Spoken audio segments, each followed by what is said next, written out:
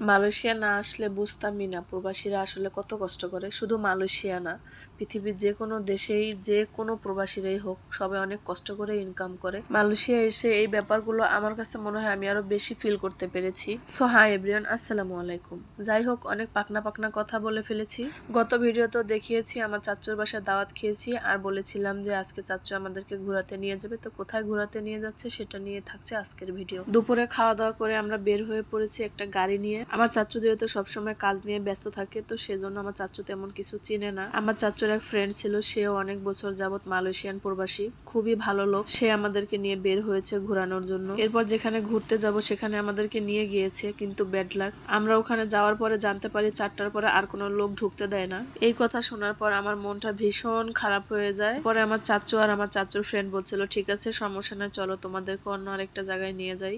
এখন আমরা চলে এসেছি একটি মেট্রো স্টেশনে, যেটাকে মালয়েশিয়ান ভাষায় বলে এমআরটি। এখন আমরা সেটিতে উঠবো। এদিকে আমার চাচু ভুল করে উপরের লিফটে উঠে যায়, মানে উপরে যে লিফট উঠে না, সিঁড়ি লিফট, ওইটাতে উঠে যায়। এরপর আমরা ডাকার পরে আবার দৌড় দিয়ে নিচে নেমে চলে আসি। এটা নিয়ে চাচুর সাথে অনেক মজা করতেছিলাম। এরপর আমরা যে মেট্রোতে উঠবো, মানে এমআরটিতে উঠবো, সেটি চলে এসেছে। এখন আমরা এমআরটিতে উঠে যাব। এমআরটিতে ওঠার পরে বেশিরভাগই দেখলাম বাংলাদেশি। দুই পাশের পাহাড় দেখতে দেখতে আমরা এমআরটি দিয়ে যাচ্ছিলাম অনেকটাই শহরের দিকে। আমি আর আমার চাচ্চু প্রায় কাছাকাছি বয়সের, সো এজন্য ওকে আমি নাম ধরে ডাকি, ও আমাকে নাম ধরে ডাকে। অল্প কয়েক বছরের গ্যাপ আমাদের বয়সের ভিতর। ছোটবেলায় আমরা দুজন অনেক দুষ্টামি করেছি। শুধু আমরা দুজন না, আমাদের বাড়িতে এরকম আমার আরো অনেক ছোট ছোট চাচ্চুর আছে। আমরা সবাই সবার সাথে অনেক দুষ্টামি করতাম। আমার সেই সমবয়সী চাচ্চুটা এখন প্রবাসী হয়ে গিয়েছে। চাচ্চুর জন্য অনেক খারাপ লাগতেছিল। আবার কবে না কবে দেখা হয়। সবাই দোয়া করবেন আমার চাচ্চুর জন্য। আমার আগের ভিডিওতে দেখিয়েছিলাম না মসজিদ জামেক রাতের ভিউটা, সেই ভিউটা আবার এখানে দিনের বেলা তো দেখে নিচ্ছিলাম। এরপর আমরা চলে এসেছি টুইন টাওয়ার অনেকটাই কাছাকাছি। এরপর আমার চাচ্চু বলছিল এখানে নাকি টিকটক ব্রিজ নামে একটা ব্রিজ আছে। টিকটক যেহেতু একটা ফেমাস প্ল্যাটফর্ম, সো ওখানে না গেলে তো হয়ই না। সেজন্য আমরা আস্তে আস্তে টিকটক ব্রিজের দিকে এগিয়ে যাচ্ছিলাম। আমার চাচ্চুর সাথে যে চাচ্চুর ফ্রেন্ড ছিল, উনি খুবই ভালো মানুষ।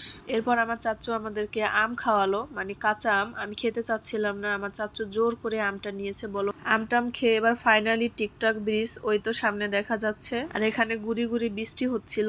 মালয়েশিয়া, সিঙ্গাপুর এই ওয়েদারের কোনো ঠিক ঠিকানা নাই, মানে যখন তখন বৃষ্টি নামে, যখন তখন রোদ উঠে। এই ব্রিজটার উপরে ওঠার পরে দেখলাম এখানে বিভিন্ন দেশের লোক আছে। এখানে বেশিরভাগই দেখলাম মালয়েশিয়ান আর চায়না লোকেরা বেশি, মানে ওদের ফেসে যতটুকু মনে হয়েছে। কাউকে তো আর জিজ্ঞাসা করিনি কে কোন দেশের। আমি আমার আগের ভিডিওতেই বলেছি আমার চাচ্চুর সাথে আমার হাজবেন্ডের অনেক বন্ডিং ভালো। তো যাই হোক, হাঁটতে হাঁটতে পুরো টিকটক ব্রিজের উপরে চলে আসলাম। এই ব্রিজের উপর দাঁড়িয়ে আমার খুব ভয় লাগছিল। ব্রিজের নিচে যেহেতু গাড়ির রাস্তা ছিল, এজন্য ব্রিজটা একটু ঝাঁকুনি ঝাঁকুনি লাগছিল। আমার তো খুবই ভয় লাগছে। আবার এর সাইড দিয়ে সুন্দর একটা লেক ছিল। এদিকে টিকটক ব্রিজে এসেছি আর টিকটক করব না তা কি করে হয় বলেন তো। টিকটক ঠিকঠক সব করা শেষ, আমরা এবার চলে এসেছি। আসার সময় এখানে আমার চাচ্চু আমাদেরকে ক্যান খাইয়েছিল।